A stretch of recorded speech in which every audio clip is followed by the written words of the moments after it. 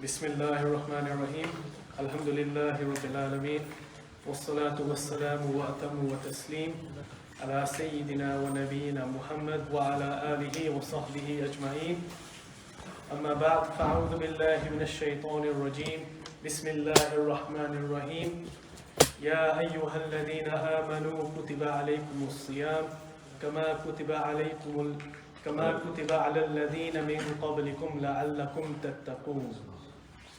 Allah subhanahu wa ta'ala says in the Quran in Surah Al-Baqarah, verse number 183, and from here on, about a page, you have a summary on the rulings of as-siyam, of the fast.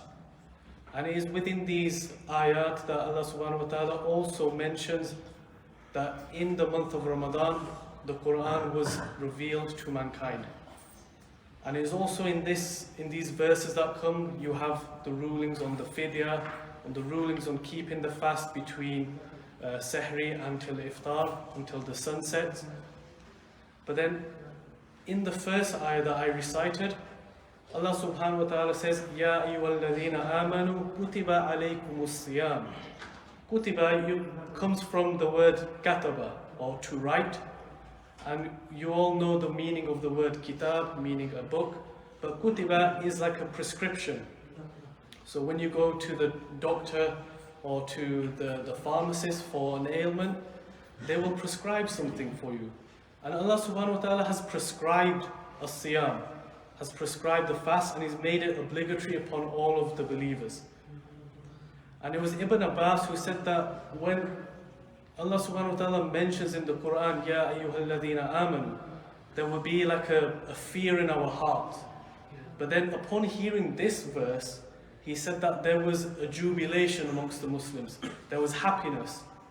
Because kama kutiba ala alladhina min qablikum, that it was prescribed for you as it was prescribed for those that came before you.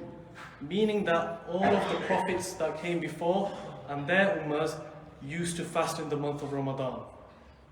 And the reason for that is لَعَلَّكُمْ تَتَّقُونَ, in that you increase in taqwa, in piety. And so in the month of Ramadan, this is the month of Tawbah, the month of returning. So from Taba Yatubu, returning to Allah subhanahu wa ta'ala.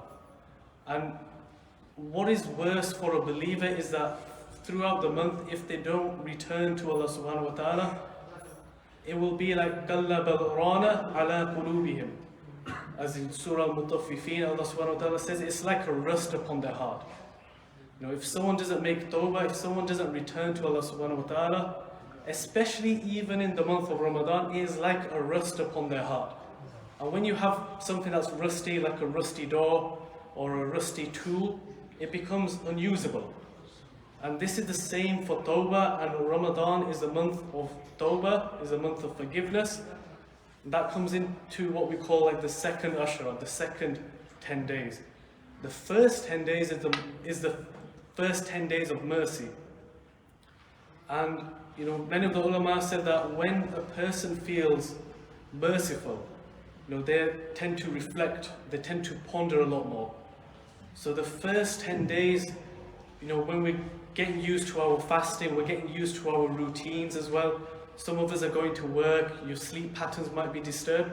What that tiredness also makes you do is makes you feel a bit more softer, a lot more gentle-hearted. Okay, you'll probably see amongst, you know, when you leave the Jummah next week, less people will probably be peeping the horns and getting angry with each other, because it's just khair, okay, let him go. This is something that the song, that the fast teaches us. And that the Rasul sallallahu alayhi wasallam, he mentioned that this month is the best of months. That is the month of my ummah. Now he says, Rajab Shahrullah is the month of Allah. Wa Sha'ban Shahri, that is my month. And Wa Ramadan Shahru Ummati, that is the month for my ummah. And it is within this month that the Quran was revealed. And it is within this month that we should try to rectify our relationship with the Quran, with the Masjid, and you know, trying to be in attendance with the Jumu'ah. And this is, I first and foremost advise myself upon this. But then it is also a month of Tawbah. And I was reading a book on the Sharh of Al-Hikam al-Ata'iyah, so by Ibn Ata'illah al-Secondary, and someone asked him that what is better to do, make tasbih or make istighfar? And Imam Ibn Ata'illah, he said that if the cloth is clean, you perfume it. You know, as in if you've got no sins, you make tasbih. But if the cloth is dirty, you will then use soapy water to clean it. So if you have sins, it is better that you make istighfar. So may Allah subhanahu wa ta'ala make this month a means of us to return back to Allah subhanahu wa ta'ala and make it a success for us so that we can grow from there on. Wa sallallahu ala Sayyidina Muhammad wa ala alihi wa sahbihi ajma'een.